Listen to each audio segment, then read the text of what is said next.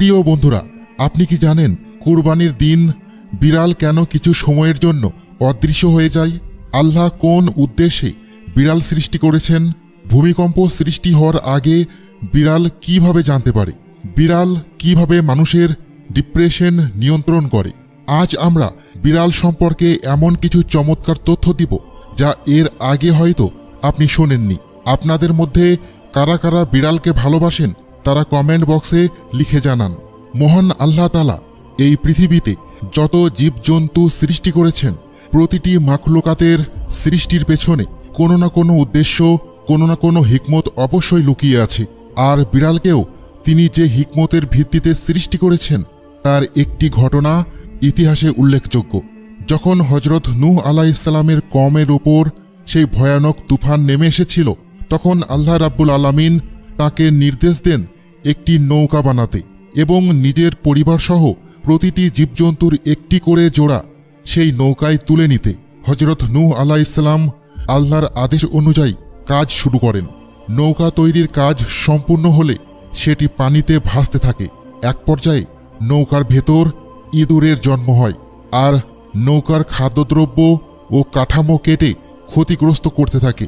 এতে করে নৌকার ভেতরে পানি ঢোকার আশঙ্কা তৈরি হয়। তখন হজরত নূহ আলাইহিস সালাম আল্লাহর কাছে দোয়া করেন, হে আল্লাহ, আমাকে এই ইঁদুরের হাত থেকে রক্ষা করুন। আল্লাহ রাব্বুল আলামিন হজরত জিব্রাইল আলাইহিস সালামের মাধ্যমে বার্তা পাঠালেন এবং বললেন, হে নূহ, নৌকার উপর থাকা সিংহের পিঠে হাত বোলাও।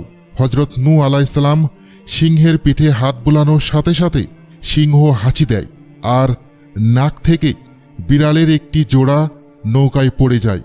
এরপর সেই বিড়াল জোড়া নৌকার সব ইঁদুর খেয়ে পরিষ্কার করে দেয়। তবে এখানে একটি প্রশ্ন থেকে যায়, যদি বিড়ালরা নৌকার সমস্ত ইঁদুর খেয়ে ফেলেছিল, তাহলে আজ পৃথিবীতে এত ইঁদুর এলো কোথা থেকে? এক কথায় বলা হয়ে থাকে, হয়তো বন্যা শেষ হওয়ার পর বিড়ালের হাঁচি থেকেই তাদের নাক দিয়ে পুনরায় ইঁদুর বের করা হয়েছিল। তবে এর প্রকৃত সত্য একমাত্র মহান আল্লাহ রাব্বুল আলামিনই ভালো জানেন। বিড়াল নিয়ে আরেকটি সাধারণ প্রশ্ন হলো, ঈদুল আজহার দিনে তারা হঠাৎ কোথায় গায়েব হয়ে যায়? এই বিষয়ে বিভিন্ন প্রশ্ন এবং ব্যাখ্যা সামনে এসেছে। একটি বর্ণনায় জানা যায়, বিড়ালরা সেই দিন সবচেয়ে নোংরা স্থানে চলে যায়, যেখানে তারা প্রচুর পরিমাণে খাবার পেতে পারে, সেই সব খাবার যা কোরবানির পরে মানুষ ফেলে দেয়। ইসলামে ঈদুল আজহার দিনে বিড়াল গায়েব হয়ে যাওয়ার ব্যাপারে কোনো নির্ভরযোগ্য রেওয়ায়েত নেই। তবে আরও একটি ধারণা হলো, বিড়ালরা রক্ত দেখে ভয় পায়। যেহেতু কুরবানির দিনে সর্বত্র পশুদের রক্ত ছড়িয়ে থাকে, তাই বিড়ালদের আতঙ্কিত করে তোলে এবং তারা সেই ভয় থেকে পালিয়ে যায়। কিন্তু এটি কেন এবং কিসের জন্য, এই সমস্ত কিছুর প্রকৃত জ্ঞান একমাত্র তিনিই রাখেন, যার ইশারায় সব কিছু পরিচালিত হয়। এখানে আরেকটি আশ্চর্যের বিষয় রয়েছে, যেটির দিকে আমরা অনেক সময় খেয়াল করি না। ঘটনাটি এমন নয় যেটিকে হালকাভাবে নেওয়া যায়।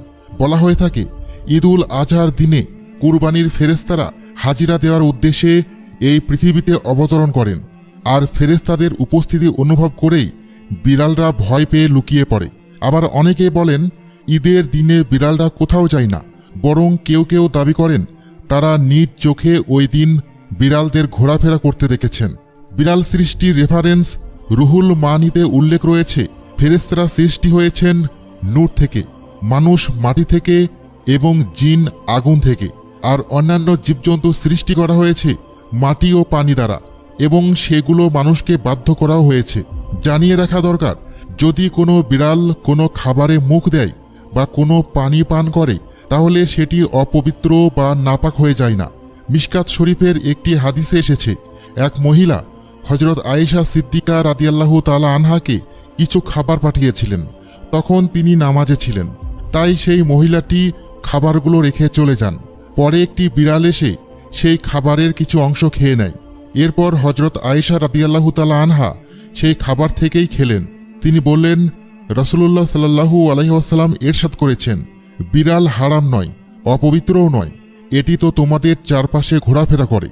তিনি আর এক জায়গায় বর্ণনা করেছেন, আমি রাসূলুল্লাহ সাল্লাল্লাহু আলাইহি ওয়াসাল্লামকে বিড়ালের খাওয়া পানি দিয়ে ওযু করতে দেখেছি।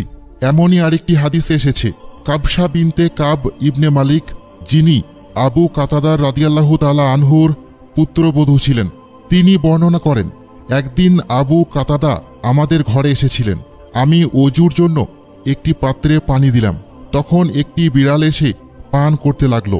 তিনি পাত্রটি একটু নিচু করে ধরলেন যাতে বিড়ালটি সহজে পানি পান করতে পারে। আমি তাকে লক্ষ্য করেছিলাম।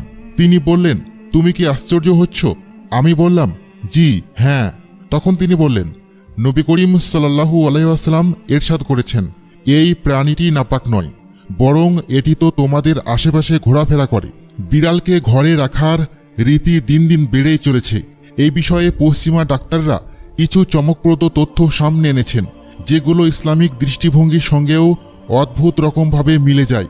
তবে এখানে একটি বিষয় লক্ষণীয়, কিছু কিছু মাযহাবে বিড়ালকে নাপাক মনে করা হলেও আবার অন্য কিছু মাযহাবে বিড়ালকে হালাল হিসেবে গণ্য করে তার মাংস খাওয়ার অনুমতি দেওয়া হয়েছে। কিন্তু ইসলামে একদিকে বিড়ালের মাংস খাওয়া নিষেধ করা হয়েছে, অপরদিকে তাকে ভালোবাসা ও দয়াশীল আচরণ করতে নির্দেশ দেওয়া হয়েছে। একজন সাহাবীর নাম ছিল আবু হুরায়রা, যার অর্থ বিড়ালের বাবা।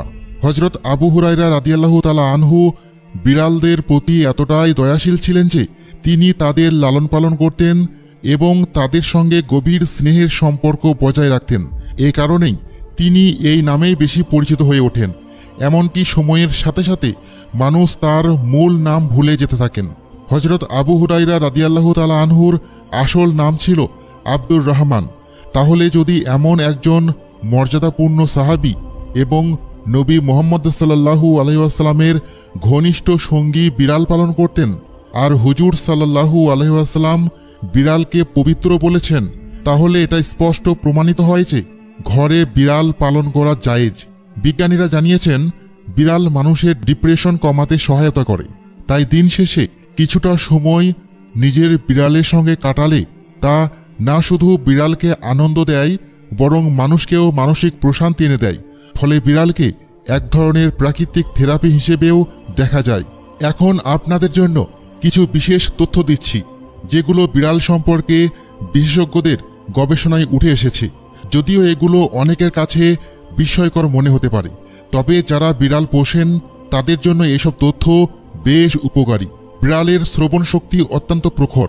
আর অবাক করার মতো বিষয় হলো, বিড়াল মিষ্টি জাতীয় কিছু খায় না। এটি ঘন্টায় সর্বোচ্চ 31 কিলোমিটার বেগে দৌড়াতে পারে। তাদের দৃষ্টিশক্তিও অত্যন্ত দ্রুত ও সজাগ। আশেপাশের কম্পন, শব্দ বা নড়াচড়া তারা তৎক্ষণাৎ টের পায়। এমনকি ভূমিকম্প আসার 10 থেকে 15 মিনিট আগেই বিড়াল বুঝতে পারে যে জমিন কাঁপতে চলেছে। বিড়ালদের দেহে ঘাম হয় কেবলমাত্র হাতের তালুতে, শরীরের অন্য কোথাও তাদের ঘাম হয় না। একটি বিড়ালের হৃৎপিণ্ড প্রতি মিনিটে 110 থেকে 150 বার স্পন্দিত হয়। বিস্ময়কর বিষয় হলো, বিড়াল যদি 70 মিটার উচ্চতা থেকেও পড়ে যায় তাহলেও সাধারণত তাদের কোনো চোট লাগে না, কারণ তাদের শরীর অত্যন্ত ফ্লেক্সিবল বা নমনীয় হয়ে থাকে। বিড়াল যখন দৌড়ায় আপনি লক্ষ্য করবেন তার মাথা কখনোই দুলে না। ঠিক এমন নিখুঁত ও নিয়ন্ত্রিত দেহভঙ্গিমা খুব কম প্রাণীর মধ্যেই দেখা যায়। আর সবচেয়ে অবাক করার তথ্য হলো, প্রতিটি বিড়ালের একটি নাভি থাকে, যা তাদের শনাক্ত করার অন্যতম উপায়। যেমন আমাদের রয়েছে ফিঙ্গারপ্রিন্ট, তেমনি বিড়ালের রয়েছে তাদের নিজস্ব একটি পরিচিতি। বিশেষজ্ঞদের মতে একটি সাধারণ বিড়ালের আয়ু হল 13 থেকে 17 বছর পর্যন্ত। তবে সঠিক পরিচর্যায় তারা অনেক সময় আরও বেশি সময় বাঁচে। কিন্তু আপনি কি জানেন, দুটি বিড়াল কখনোই একে অপরের সঙ্গে মিয়াও করে কথা বলে না। মিয়াও শব্দটি শুধুমাত্র মানুষের সঙ্গে যোগাযোগের জন্য ব্যবহার করে। তাই যদি আপনার বিড়াল মিয়াও করে, বুঝে নেবেন সে আপনার জন্য কিছু বলতে চাইছে।